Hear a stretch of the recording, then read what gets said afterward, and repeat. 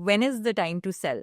And what are some of the frameworks that one should lean on when deciding when to sell a stock? Because like we discussed, you could be emotionally invested in the company's growth and journey, or you could feel very passionately about it and not pay attention to some of the risks that emerged right along the way. So you already pointed out what are the standard behavioral impediments involved in the sell decision. It's a very tough decision compared to the buy decision. So I'll give you the antidotes that I have come up with. So there are two big antidotes. One, don't think of the cost. You remove the cost column. You don't know what you paid for it, because a lot of people think, oh, it's gone up so much. I made so much money, so I have to sell. I want to cash out. Or it's gone down so much. Now I can't sell. That kind of a thing. So don't think of the cost. The second thing is reframe the sell decision into a switch decision to make yourself more objective. Instead of thinking, oh, it's gone up so much, should I sell? Or, it's become, or the P multiple has become so much. Have something to compare it with.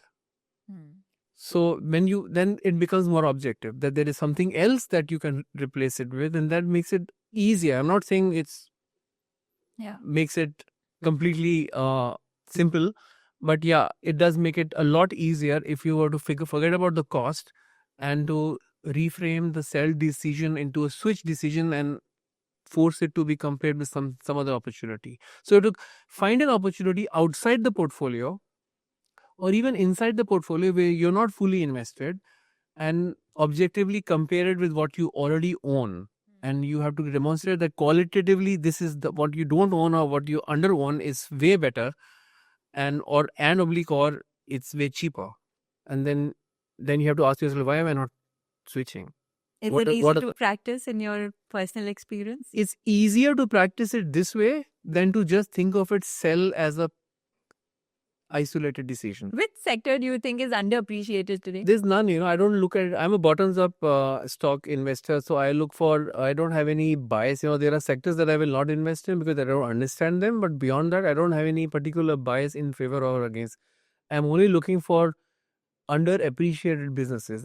So again, like I said, I want to look for outstanding fundamental performance, which I understand, and I think there is a trajectory that I think is favorable, but it's being misappreciated by the markets. And when I see that combination, I don't care which sector they come from. So it doesn't matter to me. So are there any sectors that particularly interest you in terms of, finding these outlier performances? Yes. Like which ones? Bus, that's it. No, but I don't have any specific sector. I don't, right now. But to be honest, I'm not a buyer of a lot of things. Two spaces that I have invested in the recent past have been fossil fuels and financial stocks. Financial stocks, both in NBFC and banks, have been deeply out of favor, I think, for the wrong reasons, including in the micro lending space. I think micro lending space is a cyclical business. Again, that's a feature, not a bug. There are cycles in that business. In a down cycle, some very strong companies are also thrown out like the baby with the bathwater or painted with the same brush. So you get very strong companies which have gone through many cycles in the past and come out very strong eventually. Their stocks also drop 50-60%. And that gives you an opportunity.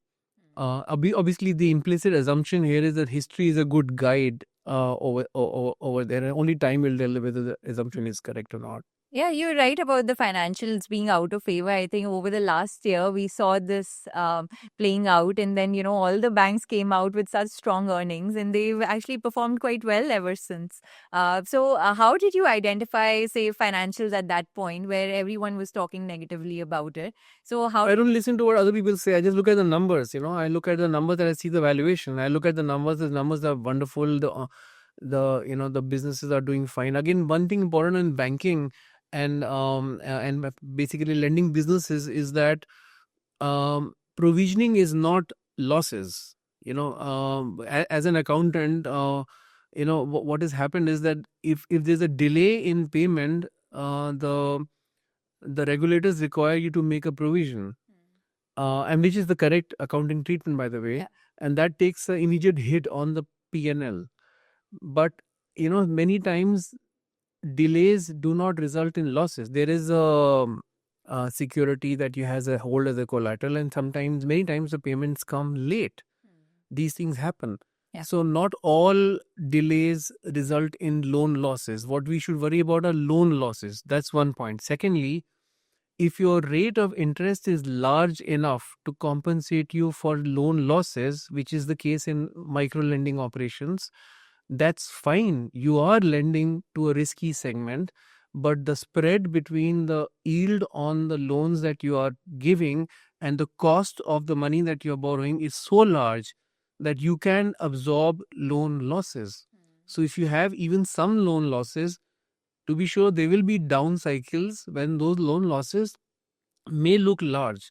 But if you have those loan losses compared to the spread that you have, you can absorb those losses. Yeah. Then you add the third factor that the capital adequacy ratios of these things are so good. Sometimes the debt equity ratios are 4:1 or some in that region, as compared to banks where it goes to 10:1. Yeah. You can absorb a lot of these losses. So if you look at the metrics, the numbers, again, as an accountant, I can tell you three or four things.